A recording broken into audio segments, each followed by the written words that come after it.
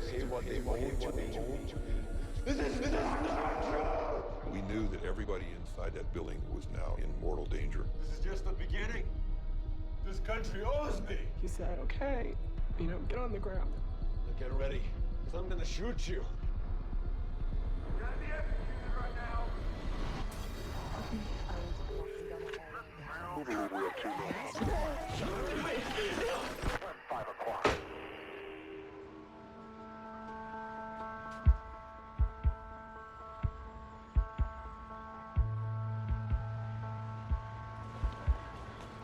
Berkeley is a special place to go to college.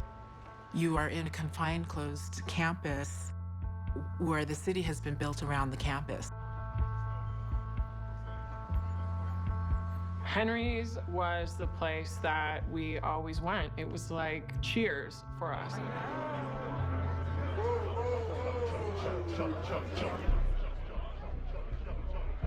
It was a typical weeknight at Henry's. There were groups sitting at most of the tables, but it wasn't a crazy busy night. I just don't know what I want to do after graduation. I mean, I guess I can do anything. You should go back to Germany. You built it there. I did love living there. Berkeley was an amazing place to go to school. There was so much going on. I was a senior, and I'd just come back from studying in Europe. I was still trying to figure out who I was and what I wanted to be. My roommate and I got to Henry's just right before last call. I knew a lot of my sorority sisters were going to be there. It was just a night to go out. I don't think my brain can take any more studying. I was a fourth-year student at Cal. I was ready to graduate and move on with my life. You just have a few more weeks. Right. So for now, let's just do it tonight. Let's drink to that. We went out a lot. We studied hard and played hard. It's our last hurrah. I know. All right, here we go. All right, guys, last call.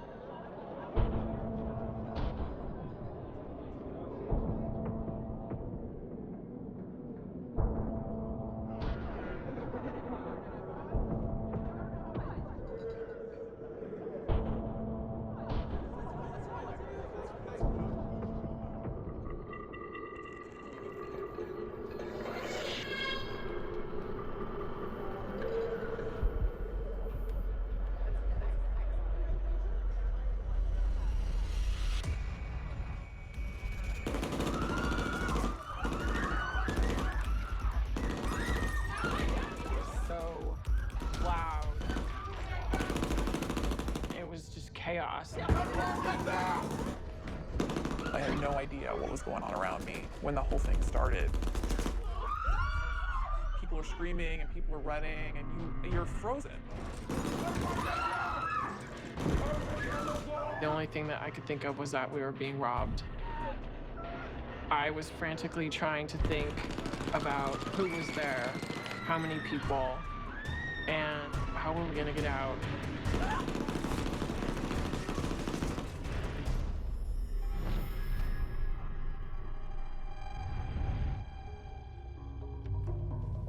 My dad, Dashti, came to the United States to go to school. He was Iranian born and initially came and went to the University of California, Berkeley, majoring in engineering. Iranian students in the last 30 years came looking for degrees in mathematics, engineering, really looking to change their lives. But after completing his education, he wasn't able to get the kind of job that he thought he might. Hey, Michael, I appreciate you coming in on the weekend. Hi, ma'am. How are you? He used Michael as his first name, even though his legal name was Ermad Dashti. I think it helped him feel a little more like he belonged and could be at home. But of course, he never felt that way. It's a mess. We're gonna have to clean it up afterwards. Next time, please use more plastic. He's actually working pretty much as a handyman, fixing electrical equipment, doing painting. Your edges. My husband's really particular, and he's gonna be inspecting this. Oh, after you're finished, can He you was check on the not bathroom? able to do the kinds of things that a person graduating with a degree from a very good school in engineering should be able to do.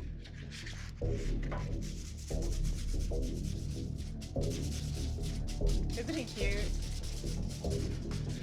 Excuse me for a moment, Ben. I'm sorry.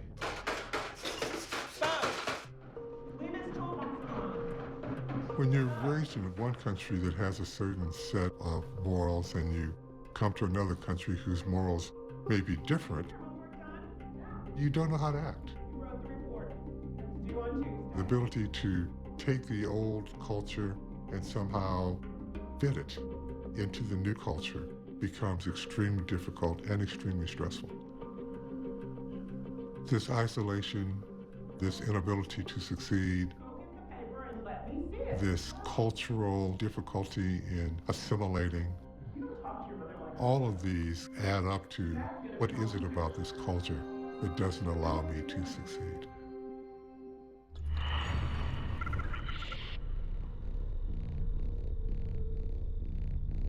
Everybody on the ground! I hear like bits of screaming and constant shooting. I was not really realizing what was going on and not realizing at all that anything had happened to me. I'm starting to feel uncomfortable and I could see blood. I know I'm shot. But I didn't know where my roommate was. There was a girl and she's like, I think we can get out. Come with me.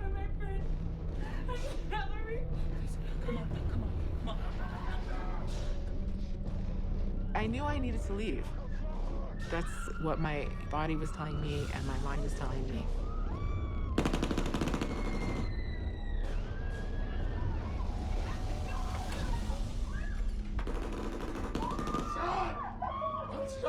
And I heard someone say, I'm shot. And there was blood coming from his chest. I'd never heard a gunshot. I had never seen anyone even shoot a gun. I thought for sure I was gonna die. It was perceived pretty early on that we have a developing hostage situation. As soon as we found out from the police on the scene a little bit about what was going on, we started covering it live on the air. Go on. All you have to do is step out and start shooting. We still didn't know whether it was one person, 6 people, whether it was somebody on the roof, whether it was somebody, nearby. All we knew that were people had been injured. 7-6, we have the ambulance come up Bowditch and Channing. We have another ambulance coming through. They put me in the ambulance. Looks like we have 1, 2, 3, 4, 5, 6. And they're talking to the hospital saying, we're counting 7 gunshot wounds to the right-hand side. 7 gunshot wounds. We're in route. Try and relax. It was very scary because I was alone, because I didn't know where they were taking me.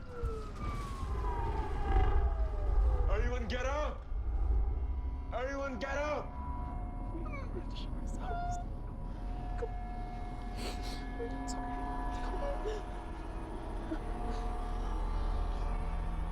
Everybody, get off the ground and stand up! So we slowly crept to our feet, and then I could see what was going on. There was a man, 2 guns in his hands. Stand up! No one really knew what to do. We just were looking at each other thinking, this can't be.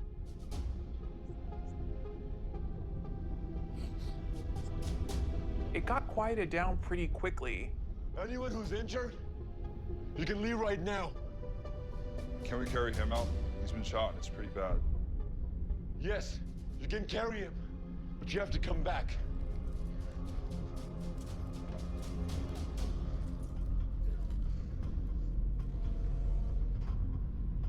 You're scanning the room and you're trying to, okay, who do I know that's here? Is that so-and-so over there? Is that this person? Okay, I've got this person. I just have no idea what is gonna happen here.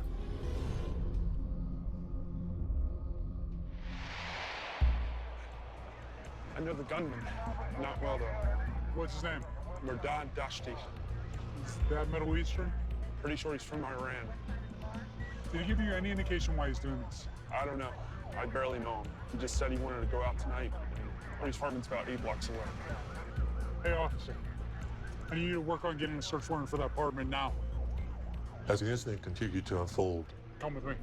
perimeter officers were making observations of activity inside the bar. Standing up in the center of the bar, 2 more at the northwest window. We saw students being lined up on the windows, and we were afraid that he was lining them up to shoot them like a firing squad. He's made a human barrier. And we thought, this is a really bad sign. This is not what you do if you're getting ready to negotiate or release people. He knew that there would be people outside, which was why he had us sit the way he had us sit. I don't want to hurt anybody. But you have to blame your police and your government for what they did to me. He was lining students up in the windows as human shields, knowing that if there was a sniper trying to get a bead on him, that they wouldn't shoot through the hostages. This is just the beginning. This country owes me. We're in the center of a battle. We are the line of the battle between him and the people who are outside. Listen to me because nobody has listened to me before. It's about time someone did. I was thinking, I don't want to hear your story. There is absolutely nothing you can say that would justify what it is you're doing right now. But we weren't going anywhere. All the pretty blonde girls, step forward. I have a surprise for you. Now!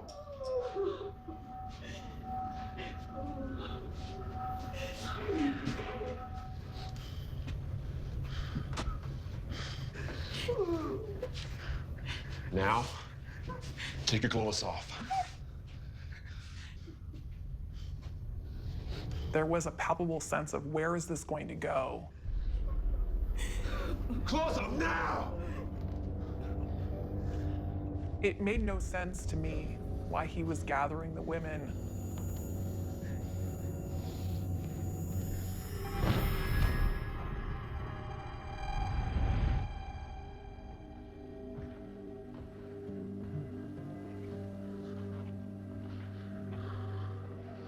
Dashti had been married for a while, and the marriage had fallen apart. You know I loved you. Because their marriage had gotten really uncomfortable. He'd gotten very controlling, very possessive. You'll always be mine. And he blamed her for all his problems. He blamed American culture for all the frustrations of his life. I miss you. When Dashti saw over the course of years that nothing was working out for him, you see him becoming increasingly angry and hostile.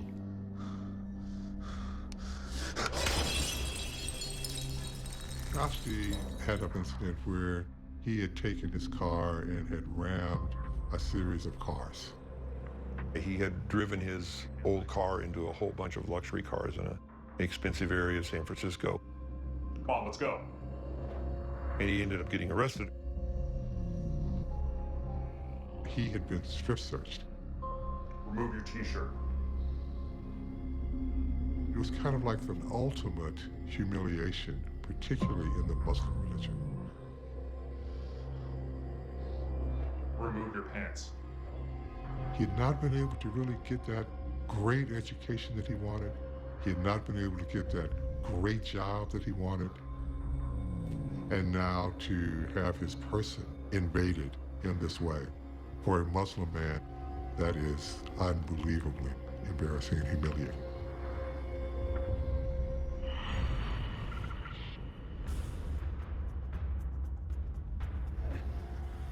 Everybody, to look at them. Enjoy what you see. It's embarrassing, isn't it? Undressing yourself in front of a stranger. You go to the door, take the chair, and break the glass.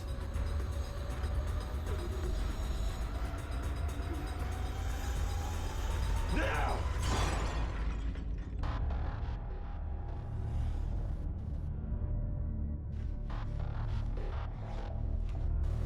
He knew that there were police outside, and he knew they were trying to figure out where he was, but he was not going to move from his spot. So he assigned a young hostage to be the middleman between the negotiators and him. I want you to tell them that I want police chief to go on TV and take his pants off.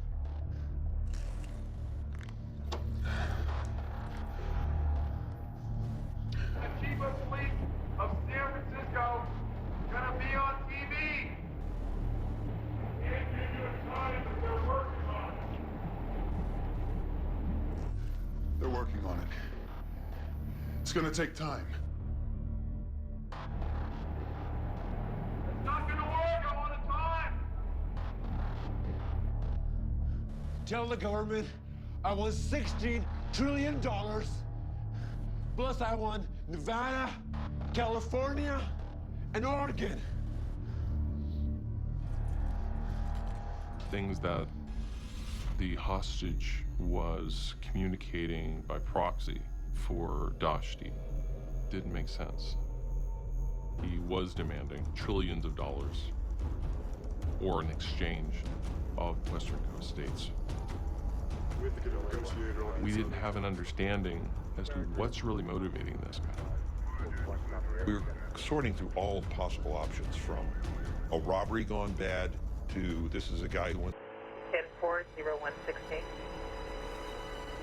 His name is Mehrdad Dashti. He had made some demands, rather bizarre demands. He wanted to talk with San Francisco Police Chief Frank Jordan, and they wanted him to appear nude from the waist down. He was asking for a lot of really weird stuff. He wanted California, Oregon, and Nevada, and he wanted a ton of money. You all owe me the money. You all do. He got fed up. The demands weren't being met. The negotiations, in his mind, weren't going anywhere. I'm gonna get what I want. I'm gonna get what I want. I want my money. Why did I give me what I want?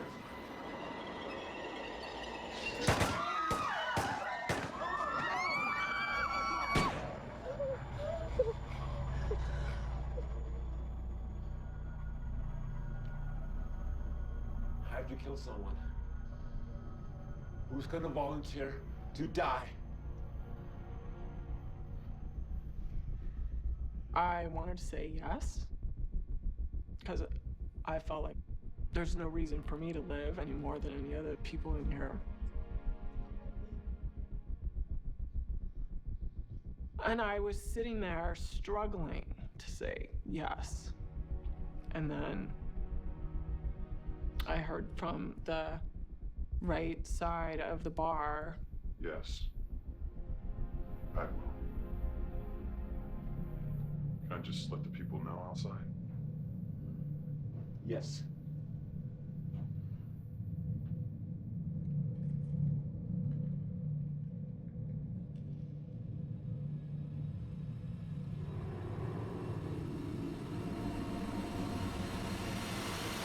You're gonna be executed right now. I want you to come back, because now I'm gonna kill you. Can I say a prayer? Yes.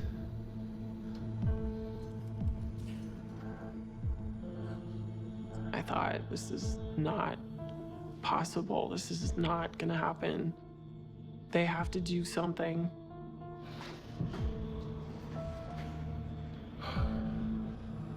The Lord is my shepherd. I couldn't comprehend how all that control that we think we have over the next moment in our life or our future can just be stolen from you in an instant. Even though I walk through the valley of darkness, And I remember looking in this boy's face for you are with me. and trying to wrap my head around the situation. It was so outside my sorority girl world. I wasn't prepared for it. Now get ready, because I'm gonna shoot you.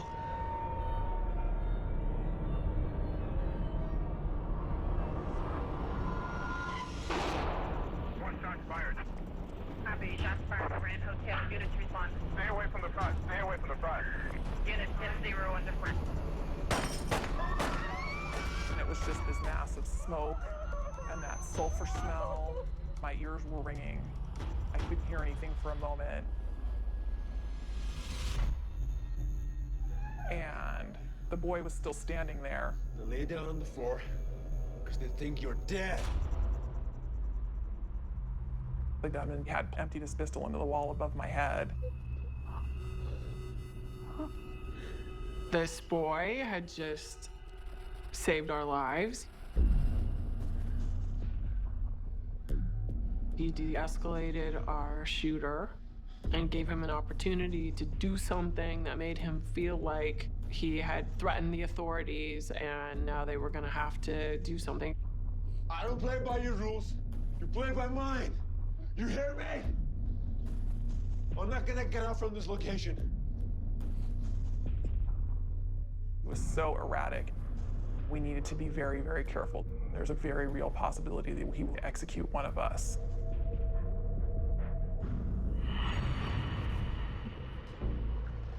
The acquaintance provided the information about who we were dealing with that allowed us to put together a search warrant, go to Dashi's apartment, and look for evidence that would tend to support our understanding of this act of violence. Hey, take a look at this. The letter gave insight into his frame of mind. He was angry, frustrated, in very specific ways.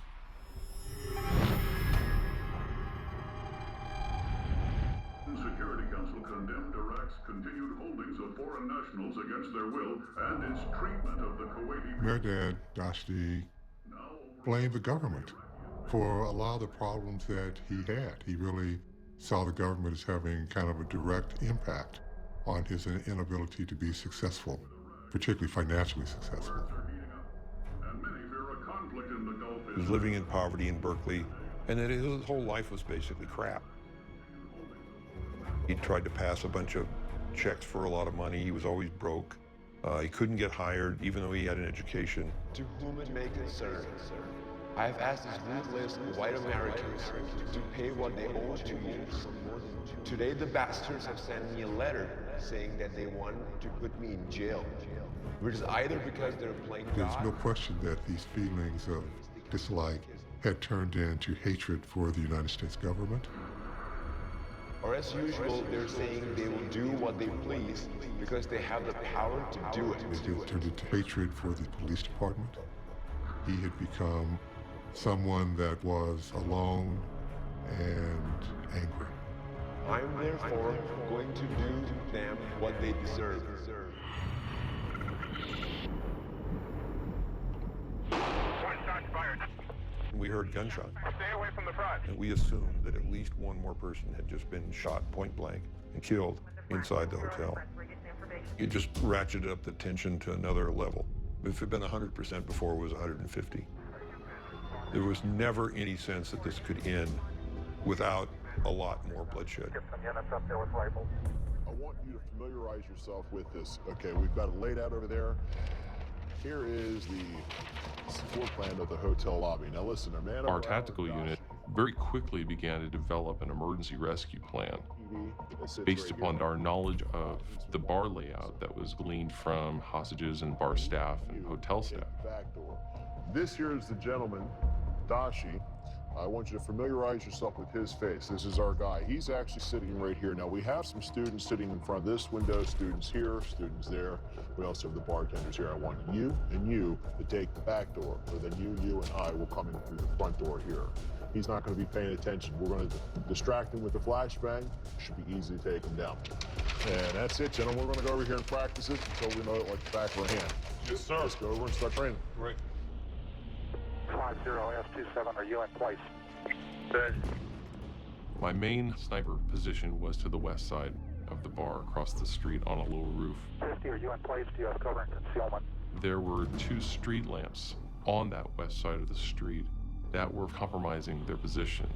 Our option was to shoot the lights out. Working on it. What's going on there?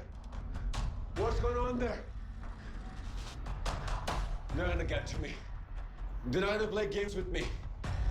You hear me? All the lights went out on the streets, and it was dark. It's the government.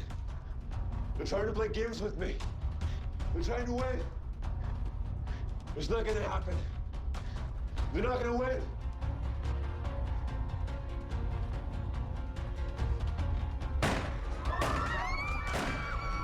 CNN's Bonnie Gannon is on the phone now with us from the scene. Bonnie, is it still a standoff there at the bar? Yeah, it sure is. I'm about a block away. 15 or so hostages are believed to still be inside the bar that police have been able to count from the street. The condition of those folks inside the bar is not known at this point. Police are on the street trying to negotiate with the gunman. He is described as being irrational. The Berkeley police say they hope to solve this crisis by negotiation. But again, there's 50,000 people that are about to be here in 3 hours to go to school, and that's going to be a serious problem. Earlier, we had reports of some rather bizarre demands from this young man. Do you have any indication of why he did this, what he's asking for?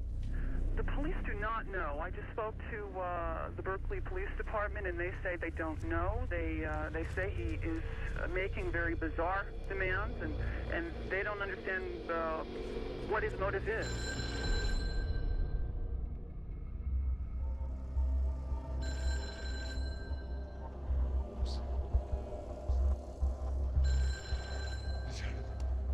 You owe me the money. You all owe me the money. You all owe me the money. You all do. They were trying to get the guy to pick up the phone, which he wouldn't do. Oh, no. I know what you're trying to do. The phone cord only extended to the edge of the bar where hostages were. Do you keep me my friend? By having you to talk? But I'm too smart for that. You hear me? I'm not getting out from here. And Doshti had sequestered himself in a specific low location, and he refused to come from it. I'm not getting up from here. I'm staying right here. If I get up, they're gonna shoot me. That's not gonna happen.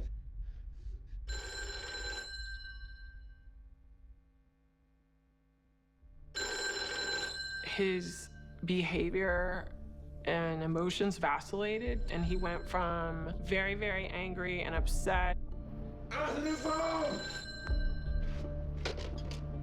to sitting quietly and sort of mumbling and not really saying anything, sort of disassociated, I think, from the real world. We were struggling to find a way to figure out how to get out of there without being able to talk to one another at all. So it was whatever you could do to sort of make a connection with someone, and maybe a glance like, hey, could you jump him, or could you go near him, or could we run out the door? But none of those seemed possibilities because the likelihood of him killing someone was just so incredibly high.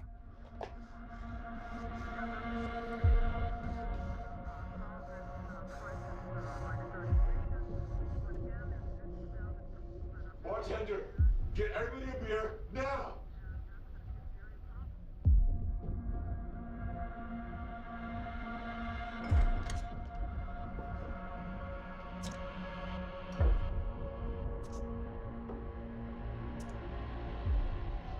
You! Hop in!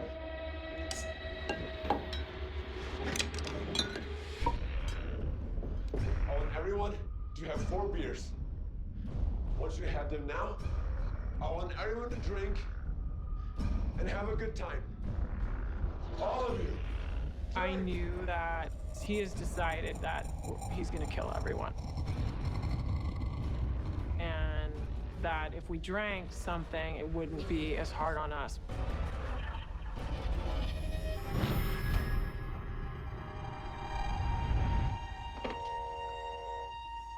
Okay, ma'am, are you recording this conversation? Yes, I am. Okay, ma'am, that sounds great. I wanted to tell you something. I've called over there and talked to several Berkeley police officers before. My name is Mehrdad Dashti.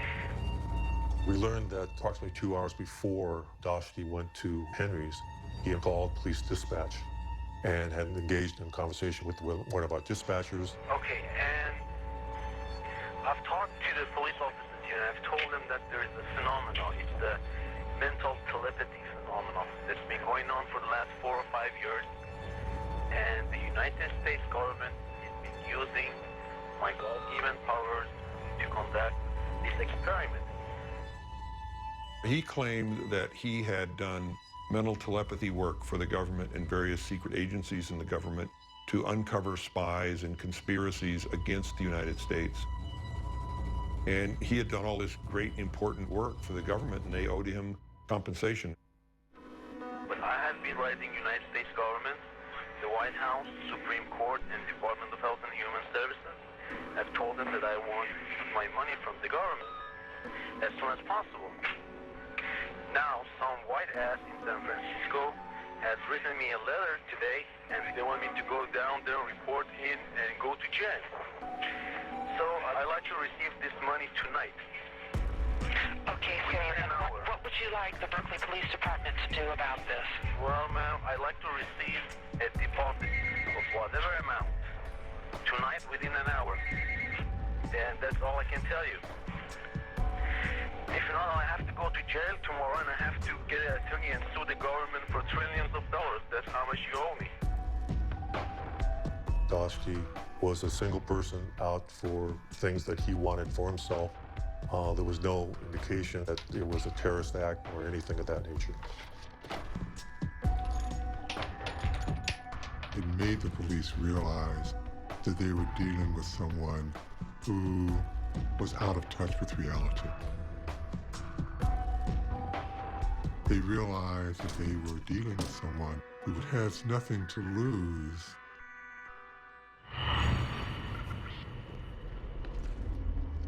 All right, just make sure that you don't hit anybody behind us, all right? We got the guys. One of the things that we did do was to lay out a floor plan and actually practice our movements to make entry into the pub and to a position where Dashti could be contacted. The goal of the entry, in this case, was to contact Dashti and to give him an opportunity to surrender. Everybody knew that this was a really touchy situation. The police were really concerned that he really didn't intend for this to end in any sort of peaceful way.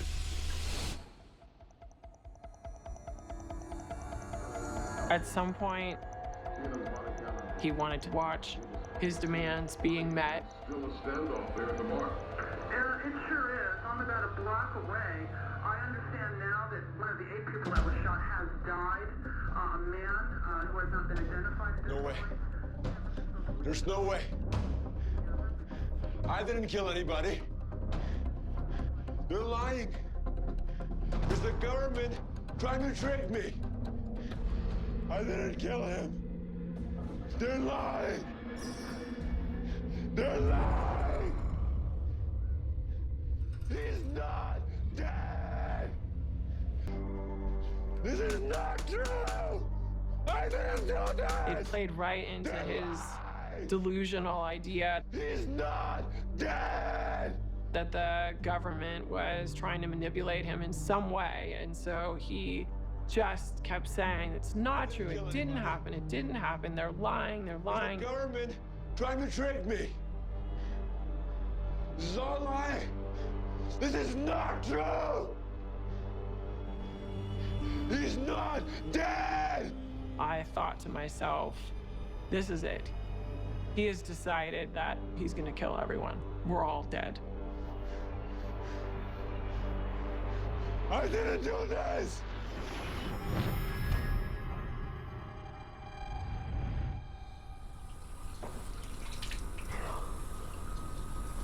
The police found medical records in his apartment, diagnosing him with paranoid schizophrenia. He was hearing voices that were speaking to him. I know you're in there. I know you can hear me. Classic sign of schizophrenia. He described them as mental telepathy. My name is Marathon Dishti. You hear me? And I don't give you the permission to control my mind. So all of these failures, his work, his education, when taken collectively, surround his mental illness and really are completely derived from the tragic destruction of his brain. Get the guns. Soft. There. Save yourself. Stop it. Government is using you. Stop. You will die.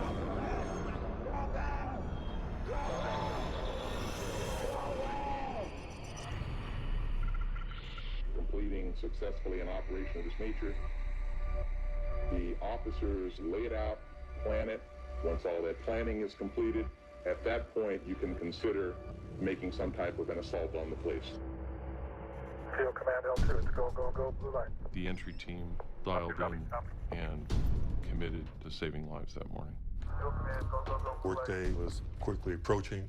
There would be a great number of people coming into the area. It would be impossible to control those people. 34S11, come around and use the other plan that we just talked about. They brought out two components to that entry team. One was the actual entry team, and one was the diversion team. The two diversion officers' objective was to deploy flash diversionary devices in the kitchen.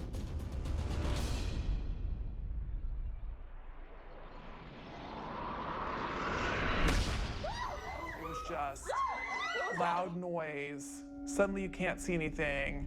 No sense of what's going on around you.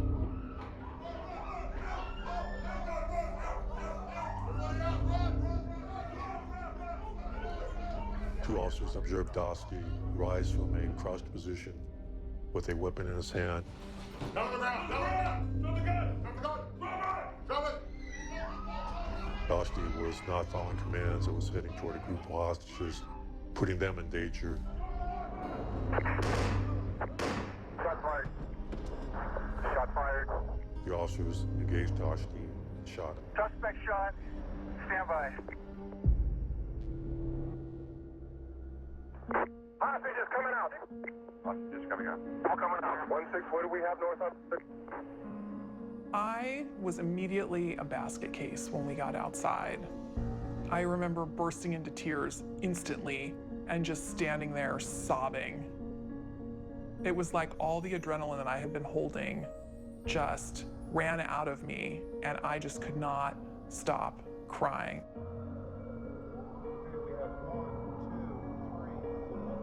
What I experienced was really so different than what my friends had experienced. I had 7 gunshot wounds. I was almost like the poster girl who lived. In many ways, I was just lucky to have not experienced what they experienced, but yet a little guilty about it. They're the ones who lived.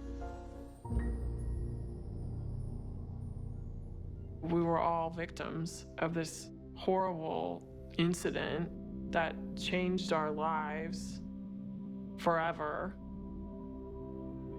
He took any sense of security from me. Field Command L2, let's have the ambulance come down. But the incident gave me an appreciation for life that I find most people don't have. Dashty did what he did because his mind tricked him to violence.